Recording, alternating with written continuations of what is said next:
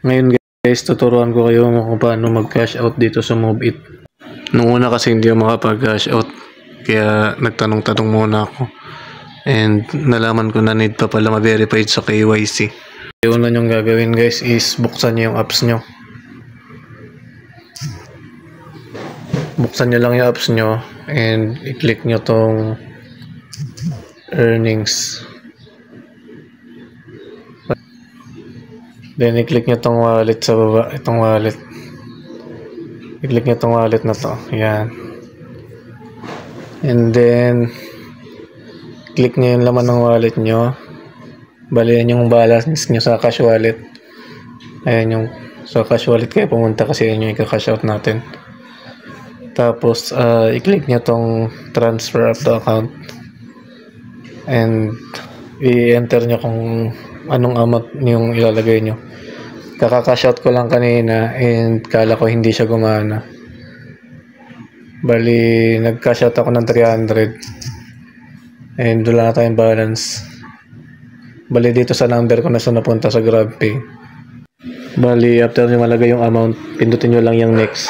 Tapos may lalabas din na continue transfer. Bali automatic na yan papasok dun sa GrabPay nyo.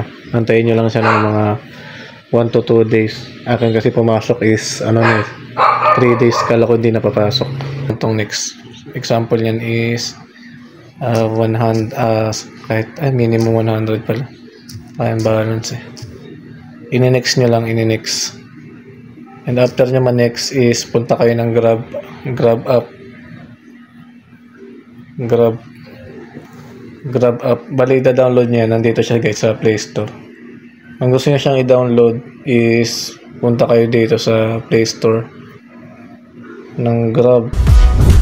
Introducing Color Game, where the fun you're looking for is within reach. Pwedeng maglaro kahit saan, kahit kailan. Keep it fun.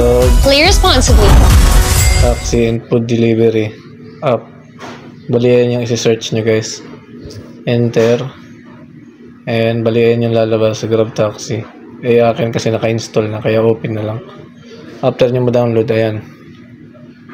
Reminder pala, dapat meron din kayong KYC process. Not verified yung account nyo.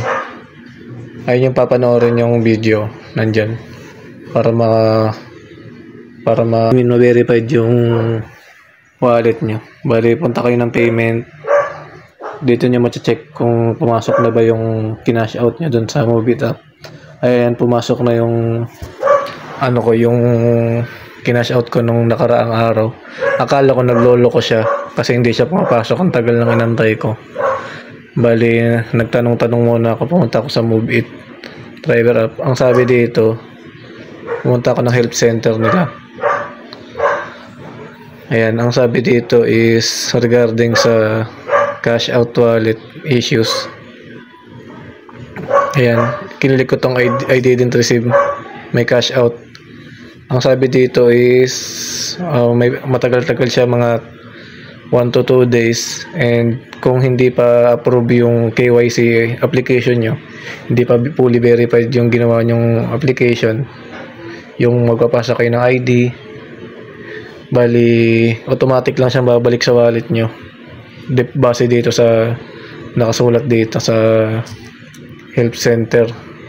Bali after nyo siya ma-transfer sa GrabPay wallet nyo, transfer naman na cash. Bali ito, click nyo yung transfer and meron siyang bayad na 15 pesos pag magta-transfer kayo. Bali dito tayo sa another bank account or e-wallet para makita natin yung GCash. Click nyo yung e-wallet and bali ayan, kung wala pa kayong recipient o wala pa kayong history yung transaction, i-add nyo lang, add recipient. Bali lagay nyo dyan yung number nyo. Hindi, bali pindutin nyo tong GCash and i-enter nyo lang dyan yung digit nyo, 11 digit number. Kunyari example nyo is 923. Yan, 11 digits dapat para kompleto. And ilagay nyo dyan yung pangalan nyo, kunyari Juan. Ayan, then i-save nyo lang. Ayan, after nyo ma-save, Bali, ano lang kayo ng amount na pwede i-transfer. Kaya na ito is 300 lang yung balance ko. Bali, 300 ang ilagay nyo. Bali, magiging 285 lang yan. Ayan. After nyan, i-click nyo lang yung transfer. Matatransfer na siya ng kusa. Bali, 285 lang yung papasok sa inyo kasi may bayad siya 15 pesos. Huwag nyo na nakalimutan mag-like and subscribe guys. Thank you.